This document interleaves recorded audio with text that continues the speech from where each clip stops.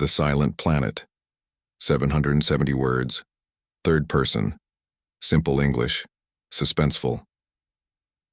The galaxy had long forgotten Earth. Long ago, humans were everywhere. They traded. They fought. They built. Some feared them. Some admired them. But then, one day, they disappeared. No messages, no ships, no signals. Earth went dark and stayed that way for 200 years. The Galactic Union marked Earth as a dead sector. No one entered. No one cared. The stories became legend and then they faded. Until now. Captain Jor of the scout ship Whistler was not looking for Earth. He was just following a strange signal, one that came and went like a whisper. His ship hovered near the old human boundary. Where dust clouds blocked long-range scans, suddenly the signal returned. Strong. Clear. It pulsed only once. Coordinates. "What is that?" asked Mira, his co-pilot. Jor frowned. Something old, something waking up. They followed the signal to an empty system. At least, that's what the map said. But there it was. Earth. Still there. Still blue and green. But different. Very different. Jor gasped. "There's something around it." Orbiting Earth were thousands of satellites, not metal junk, but smooth, glowing machines. They moved slowly, perfectly in sync, like they were watching. The crew stared in silence. "We're the eye, first to see it in centuries," Mira whispered. Jor tried to scan the planet. The moment he did, their ship shut down. Lights, engines, weapons, everything. Then the message came. A deep, clear voice filled the ship. "You approach a protected zone. Identify." Jor tried to respond. "We're peaceful. From the Union. We're explorers." Another pause, then the voice replied. "Explorers once became conquerors. You are not welcome here. Leave." The ship powered up again. No damage. No warning shots. Just that message. And then, something moved. From the far side of Earth, a ship appeared. But not like any Union ship. It was smooth and dark. Bigger than a city. It shimmered like water, with no engines visible. It floated straight toward them, without sound. Jor panicked. "We have to go, now." The Whistler jumped to FTL and vanished into deep space. But they weren't alone anymore. In the Galactic Council chamber, Jor stood before the leaders, explaining everything. "There were satellites," he said. "Millions, maybe. And one ship. Bigger than anything we've ever built. It shut us down like we were nothing." The council laughed at first. Old tech. Scavenger tricks. But when Jor shared the transmission, the room went quiet. The voice was not angry. It was certain, and it had said, "Earth is protected." Back near Earth, the dark ship hovered silently. Inside, no bridge, no chairs. Just a glowing chamber where a single figure stood. Tall, calm, eyes glowing faintly. She looked up at the stars. "They've seen us," she said. Behind her, more. Ships began to rise from Earth's surface, each different, each more advanced than anything the galaxy had ever imagined. Earth was silent no longer. It was awake, and it was ready. Echoes of Power. HFY Sci-Fi Story. Part 2 of 7. Third person, simple English, mouse and 70 words. The Galactic Council didn't sleep that night. News spread quickly. Earth was active again. Leaders from every major system gathered in the high dome. Bright screens showed the coordinates. Ships were already being moved near the old Terran sector. But no one truly understood what was happening. How can Earth return after centuries of silence? One ambassador asked. "Maybe they rebuilt quietly," another said. A third spoke in fear. "No, they didn't rebuild. They evolved."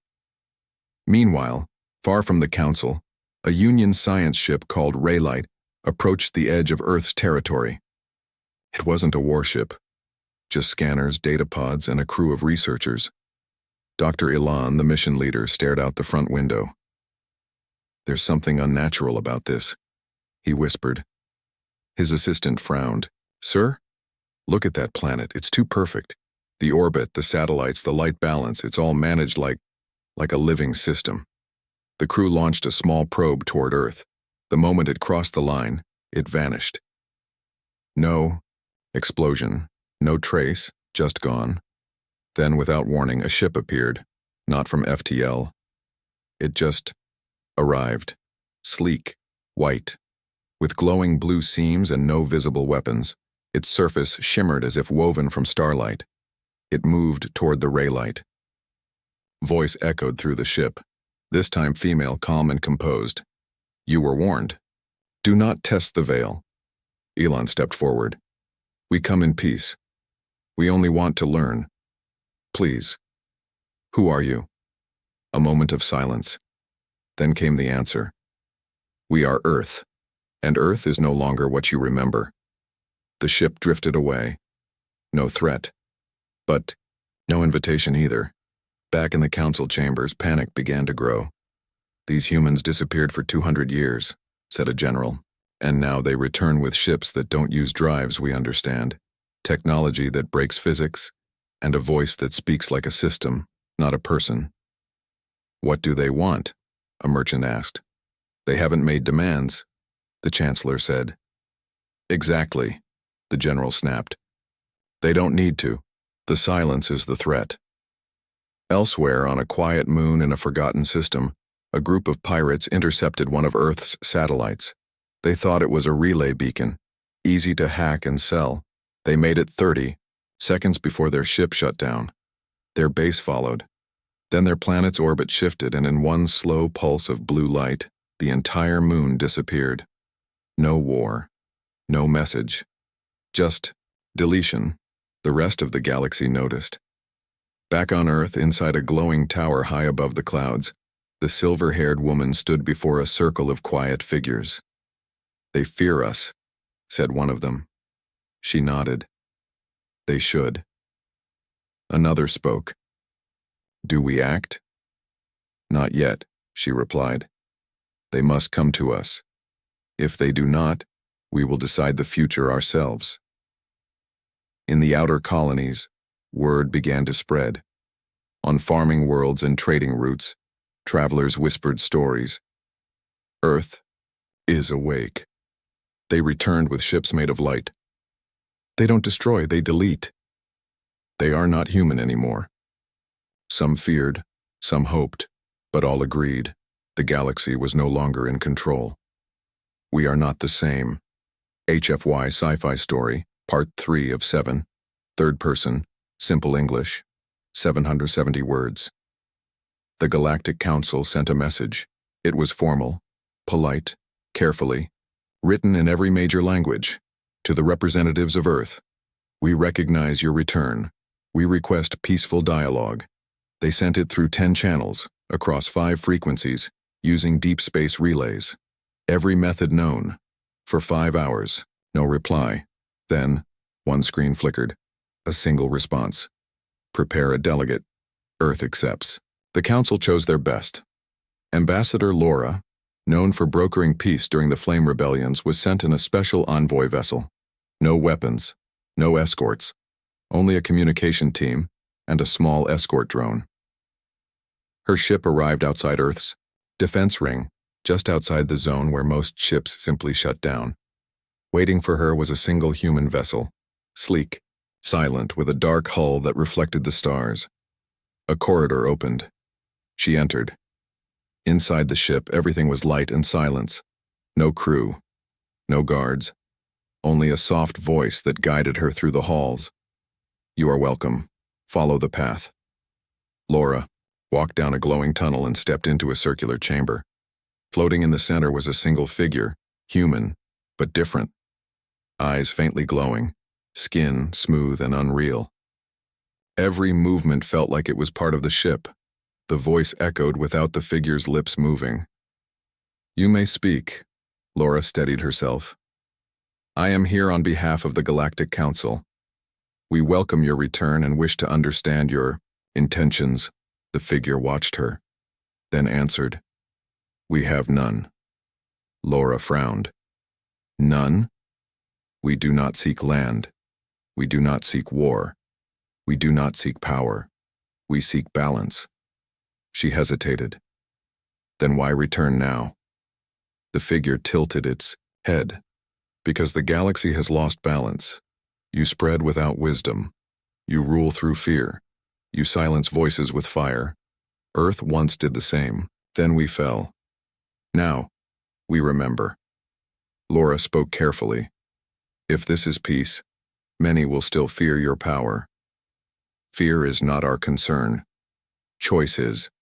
She took a breath. And what if the Council chooses resistance? The room dimmed slightly. Then, we allow consequence. Later, back aboard her ship, Laura sat in silence. She recorded her report. Earth is no longer as we knew it. They have merged with machine, memory, and something more. They are calm, but not weak. If they are pushed, they will erase, not destroy. This is not a negotiation. It is a warning dressed in grace. She sent the message. Her ship returned unharmed.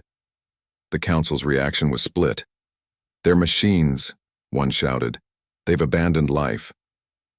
They offered peace, another replied. They offered silence, the military commander yelled. Silence until they are tested, then they act like gods. Breath, the elder among them, spoke last. They didn't say they were gods, but they didn't say they weren't. In the shadows of deep space, a secret faction moved. A group of scientists and generals. Those who didn't trust peace. They built something in secret, a data weapon, not to destroy Earth, but to infect it, to learn how Earth thinks, to find a weakness. They called it Project Lantern. Meanwhile, on Earth, the silver-haired woman stood before a silent chamber. She could feel the pressure building across the stars, the noise, the tension. They don't believe our peace, she said. Behind her, the man with glowing eyes stepped forward. They will learn. She turned slowly. Will it be their lesson? He didn't answer. She looked out the window where new ships rose into the sky, shaped like blades of light. Project Lantern, HFY Sci-Fi story, Part 4 of 7, third person, simple English, 770 words. In a hidden research station above a gas giant, the Council's secret team activated Project Lantern. It wasn't a bomb. It wasn't a fleet. It was a virus, a digital seed designed to slip through Earth's defenses, copy its systems, and uncover how their new technology worked. It's just data, the lead scientist said. It won't harm anything. The general beside him added, and once we know how they think, we'll know how to stop them. They launched the program using a disguised probe. No trace, no name, just code. The probe reached Earth's outer shield in under an hour. It sent out the virus. The signal moved fast, clever, quiet, hidden deep inside a harmless transmission. It passed the first layer of Earth's defense, then the second. Then it reached the core net. And then it stopped. Everything froze. Far below, inside TerraCore, the heart of Earth's planetary mind, the virus was caught. In less than 1 second, it was surrounded by defenses made of light, memory, and thought. It wasn't deleted. It was read. Every line of code. Every trace of intent. Then, Earth answered. Across the galaxy, lights flickered. Not on warships, not on stations, on data systems, libraries, satellites, civilian networks. All devices connected to the Union lit up at once. Every screen showed the same thing. A silver-eyed woman standing calmly with the stars behind her. Her voice echoed across every frequency. You seek secrets, we offer balance, but you plant poison. Now, you will feel the weight of your choice. Then, every system touched by the virus shut down. Not damaged, not broken, just asleep. Ships floated powerless. Cities paused. Stations drifted in darkness. And one by one, they came back online, with Earth's mark glowing softly on every screen. No files were stolen. No lives were taken. Only a single message remained in every recovered system. We see you. Back at the research station, the virus team panicked. How did they find it? We built it in isolation, they should have never detected it, and then their screens turned blue. Only one word appeared. Why? The station vanished. From all star charts 3 seconds later. No explosion, just erasure, like it had never existed. The council was furious. This was not authorized. The chancellor shouted. You ordered silence. The general shouted back. They were hiding things. We had to act. Breath slammed his fist on the table. They gave us a chance to live beside them. And we answered with deceit. Another member whispered. What do we do now? Breath looked up. We hope they give us one more chance. In Terracor, the silver-haired woman stood before a quiet chamber of advisors. One of them spoke. We should cut them off, shut down their network permanently. Another added, or move forward, bring balance by force. She listened, calm, still. Then she raised her hand. We wait. The room fell silent.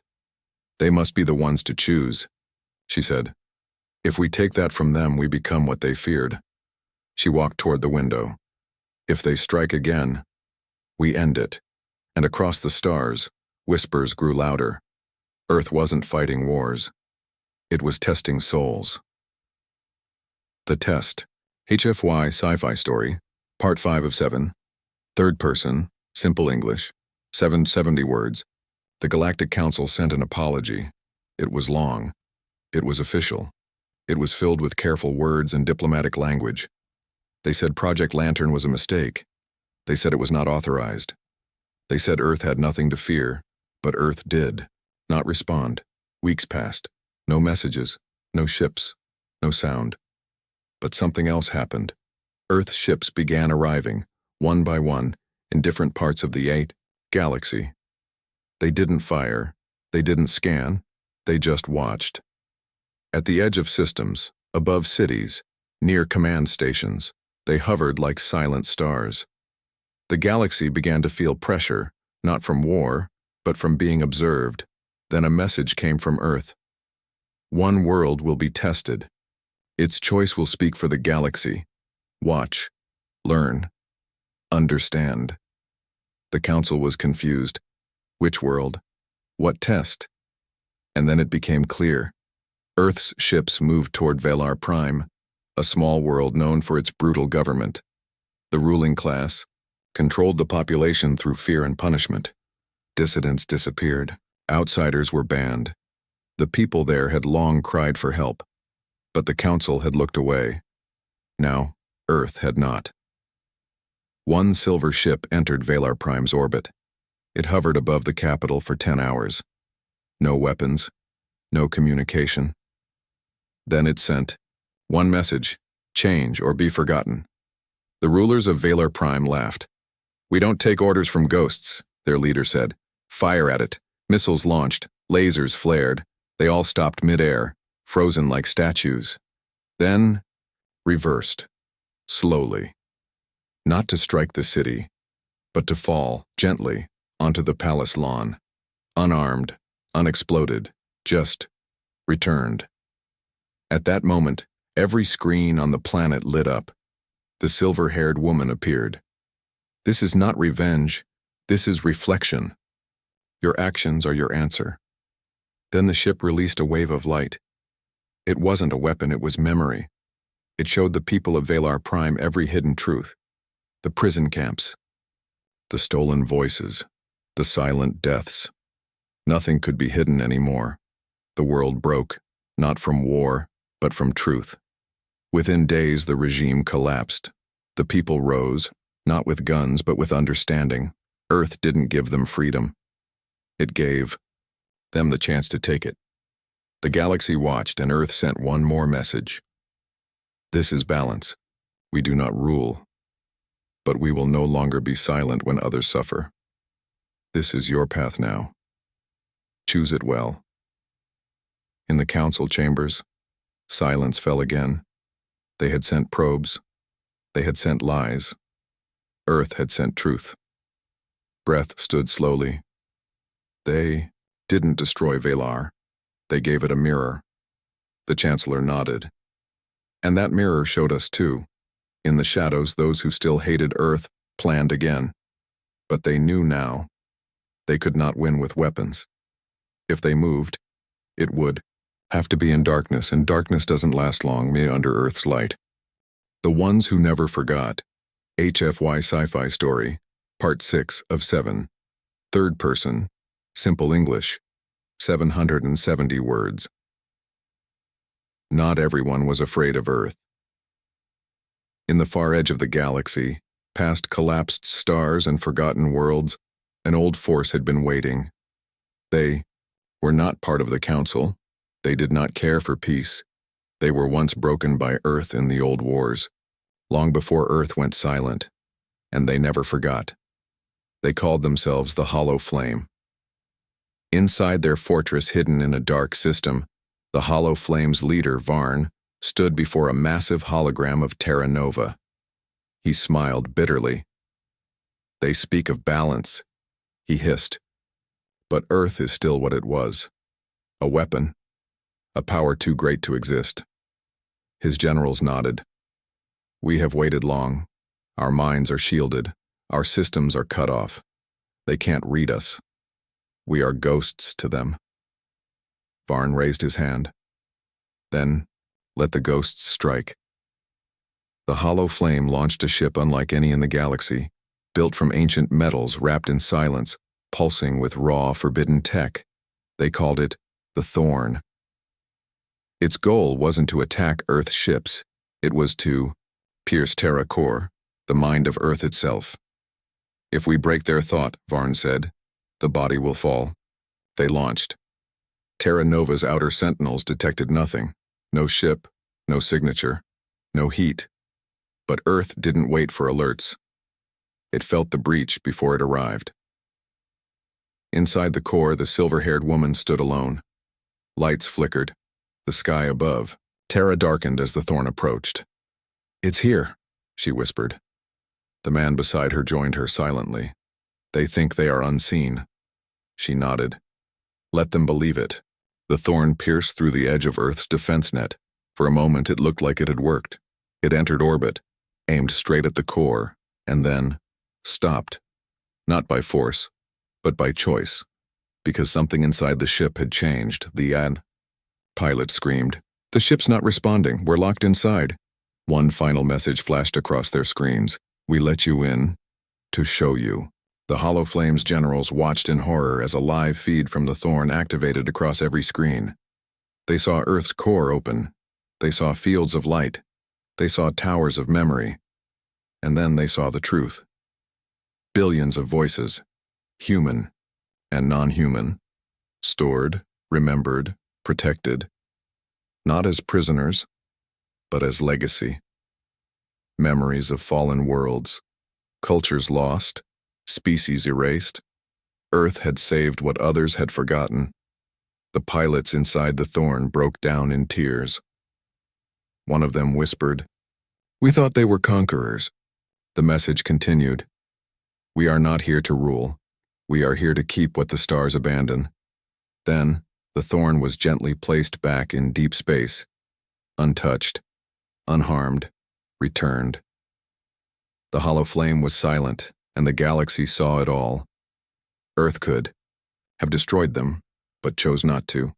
Again, in the council chambers, no one spoke for a long time. Then Breath stood.